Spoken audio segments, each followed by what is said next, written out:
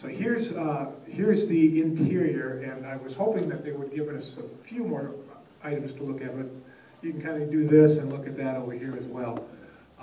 This is just one view of the sanctuary. We're designed for 276, yeah, 270, yes, says it right, 200, call it 275 seats.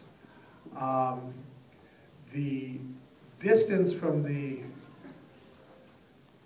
back here to the back of the sanctuary is roughly the same as the distance from this window to the back doors back there, okay, to give you, again, if you want perspective.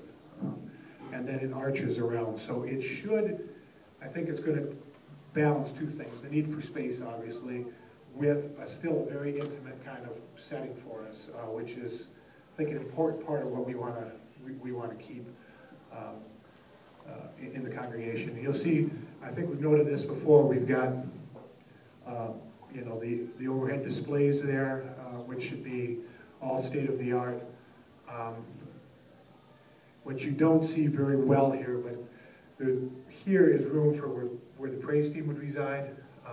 There's cabinetry behind there to store the stuff that they need to store and that sort of thing. On this side, it's a little bit more open. There is space for the choir, but also it's overflow and other usable space. You know, should we need it, we could do all sorts of things with that. Yes, Bob. Is there a single aisle down there, or is there double aisle? Does he have a? There's 3 aisles. One here, you can't see it here either. One down the middle and 2 down the. Well, maybe you can see this. Can you see it right here? There's another picture. The next one. Or does he have one on the other picture? Yes. Yeah. So then, in other words, with last Sunday's second service, 346 people. You're going to have to find an awful lot of space for overflow. Where are you all going? I'll talk about that in just a moment. Okay, good. We'll get you to some pictures. So there's some issues we need to talk about with that. Mayor. You said about the displays, are those going to be TVs or projection? Projection. Okay. And I'm the village idiot on that. Mike's been doing a lot with the AVL stuff because that's more in his bailiwick. So if you have other questions, we can go. It came out that way. This size, or is it bigger seating?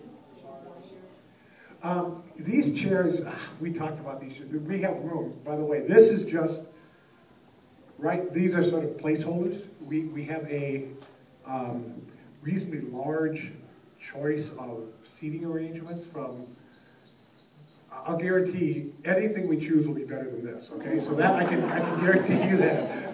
After 12 years or so, my back could use a little bit of a change too. This is actually the lower end chair. It's cushion padded, but you can see there is steel and stuff that's visible, and I cannot remember the width. Do you guys remember the width of these chairs? They're 22, 24. 22. It depends on the chair. The one you're sitting in is 19. Okay, so it'll be wider than what you're sitting in. Okay, but we do have some room to make choices on that. You know, and part of that is going to come into play as, depending on how frugal we are with contingency and everything else, and how much other additional giving comes and that sort of thing, we'll have a little bit of room to play there. A few things that we've talked about for sure is we're done with putting hymnals on the floor, and you know, we need to have places for that and that sort of thing. Was that seating considered on like 22 or 24-inch seat or chair, I should say? Yeah, I think the number was either 22 or 24. And the reason we say like 270-ish is a lot depends on the chair. Right. That we get. You know, we could seat up to 299 in this place, depending on the chair we get per permanent seating. That's why the number is still a moving target. Yeah. Did everybody hear that? So part of the amount that we can seat in that space is going to depend very much on the type of chair. So that's why we could, if we were tight with chairs, we could do up to 299. Okay. Anything else? So the ceiling, by the way, again, this is a budget issue. 1 second, I'll be right there on the budget issue. So we've got a false ceiling on top and then blacked out ceiling to the side, so that when you enter, you should have a nice visual coming down. It should draw you to the sanctuary, but we are not doing a complete finished ceiling, and we're going to black out that ceiling, and then what you'll do is you'll hang fixtures down from that to give you sort of a false ceiling look. I had a question here, I think, yes, and then Lauren. Is there a blast-in crying area or nursery area for the young mothers? Yes, well, so. Or do they have to go way back to the old building? No, so what we've done is, and I don't know if I have a picture of that for you, there is a seating area outside of the sanctuary, fireplace next to it that has a big glass look-through into the sanctuary. So a mother with toddlers or a newborn or whatever, or even folks who might not be comfortable yet coming into service can actually congregate and sit out there. What we did do, though, for space and some other reasons, is we took out a dedicated nursing room with a look-through window, and the reason for that is, and in exchange for this more broader seating area, and the reason for that is we couldn't get enough.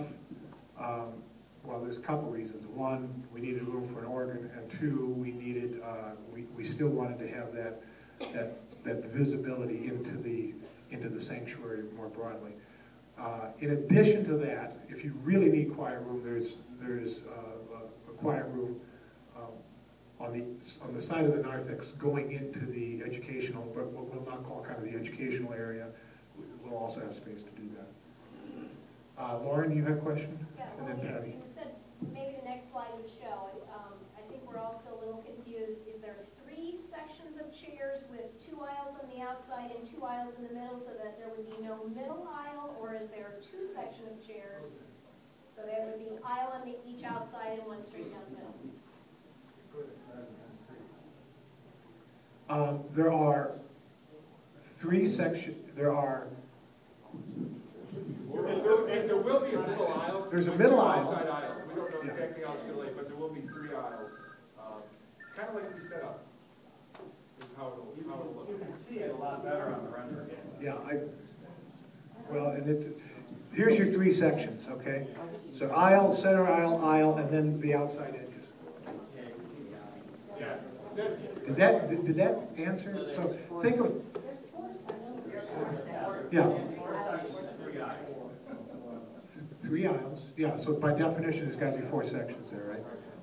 There's 4 sections. There's There will be a center aisles aisle. because you have aisles on the outside. Yeah, right. And there will be extra aisles. See, the rendering that the architect has put up there, I think it was showing 3 sections, that's not a fixed seating layout. Right. It's more for the purpose of demonstrating how we could do this and what the seating will look like ultimately. Yeah. We'll probably wind up selecting that 4-section layout that shows up in the bulletin board. So I think that maybe the nature of your question is there going to be a center aisle or not? Yes. Yeah, there's absolutely going to be a center aisle. For a number of reasons. I think people would like it visually too. Again, if you're going to this welcoming kind of view, you want to draw attention into the sanctuary and to the cross. And weddings.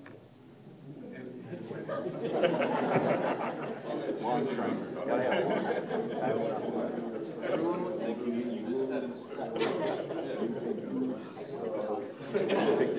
Yeah. So so the question was for on the case of weddings, funerals, things like that, will there be separate rooms for use for groomsmen, bridesmaids, and that sort of thing? I think there's going to be plenty of space. There's nothing dedicated just for that, obviously, but there is open space for that. So whether it be there's a sort of a separate room that we have set aside that's kind of a catch-all room. There's also the meeting room that's right there.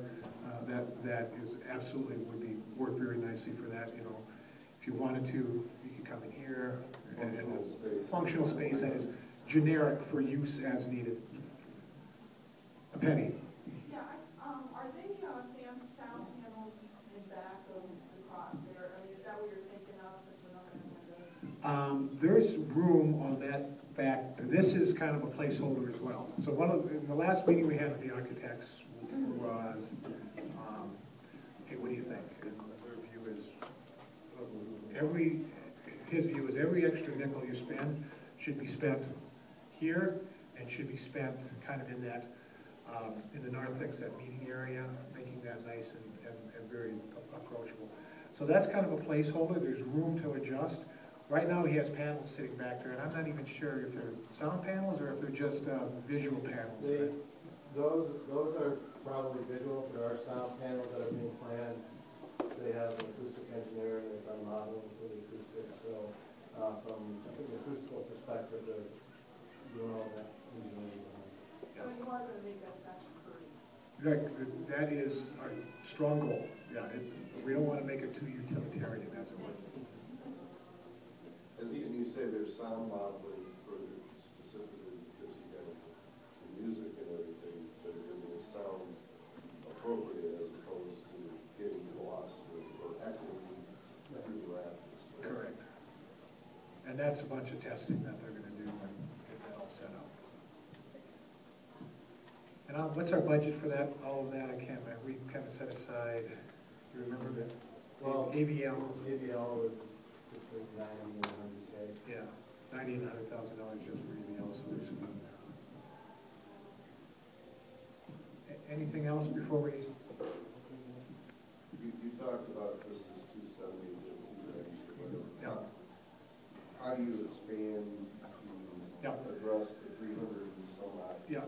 So, by the way, here's it. Yeah. So we want to file. We need to talk about that. Hey, look, you got to center aisle. Here it is. Wow.